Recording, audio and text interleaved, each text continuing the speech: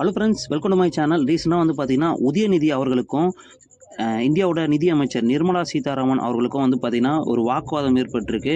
So அது வந்து பார்த்தீங்கன்னா ஒரு இம்பார்ட்டண்டான இஷ்யூ அதில் ஏற்பட்டிருக்கு. ஸோ அதில் வந்து பார்த்தீங்கன்னா மேக்ஸிமம் நிர்மலா சீதாராமன் அவர்கள் தான் வந்து பார்த்தீங்கன்னா அரசியல் பண்ணுறாங்க.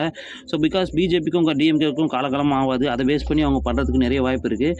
ஸோ இது எதை பேஸ் பண்ணி இந்த வாக்குவாதம் நடக்குதுன்னா, ஸோ தென் மாவட்டங்களில் தற்போது மழை பெஞ்சு அந்த இடத்துல இருக்கிற மக்கள் மிகவும் பாதிக்கப்பட்டு தண்ணி பிரச்சனை அது இதுன்னு சொல்லிட்டு சாப்பாடு பிரச்சனை ஏகப்பட்ட லாஸ் அது இதுன்னு சொல்லிட்டு பிரச்சனை அனுபவிச்சுட்டு இருக்காங்க.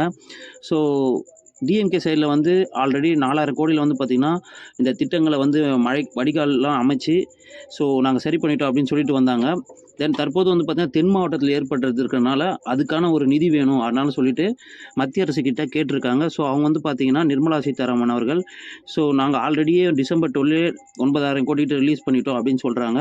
பட் இவங்க வந்து பார்த்திங்கன்னா ஒன்றும் ரிலீஸ் பண்ணலை அப்படின்னு சொல்லிட்டு உதயநிதி அவர்கள் மத்திய அரசை பார்த்து உங்கள் அப்பா வீட்டு காசா, மாநிலங்களோட நிதி தானே வந்து பார்த்திங்கன்னா மத்திய அரசோட நிதி, ஸோ ஒழுங்காக வந்து எங்களுக்கு அந்த நிதியை கொடுங்க, நாங்கள் மக்களுக்கு நல்லது பண்ணோம் அப்படின்னு சொல்லிட்டு கேட்டிருக்காரு. பட் நிர்மலா சீதாராமன் அவர்கள் தமிழக மாநிலத்தை நாங்கள் பேரிடர் மாநிலமாக அறிவிக்க முடியாது, ஸோ அந்தளவுக்கு எந்த இஷ்யூமே ஆகலை, ஸோ நீங்கள் உங்ககிட்ட இருக்க நிதியை வச்சு நீங்கள் மேனேஜ் பண்ணுங்கள் அப்படின்ற மாதிரியும் ஒரு பக்கம் சொல்கிறாங்க. தென் மேக்ஸிமம் வந்து பார்த்திங்கன்னா இதில் அரசியல் காழ்ப்புணர்ச்சியோடு நடந்துக்கிறாங்க. அது மட்டும் இல்லாமல் உதயநிதி அவர்கள் வளர்ந்து வர அரசியல் தலைவர், அவருக்கு வந்து பார்த்திங்கன்னா இந்தளவுக்கு வந்து ஒரு அநாகரிகமாக பேசக்கூடாது, உங்கள் அப்பா வீட்டு காசா, ஸோ நீங்கள் எந்த அப்பாவோட பதவி அனுபவிக்கிறீங்க அப்படி இப்படின்னு சொல்லிட்டு ஏகப்பட்ட விஷயமா போயிட்டுருக்கு. சோஷியல் மீடியாவை திறந்தாவே இந்த விஷயம் தான் போயிட்டுருக்கு.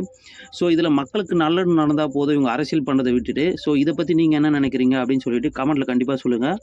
ஸோ தேங்க்ஸ் ஃபார் வாட்சிங் திஸ் வீடியோ.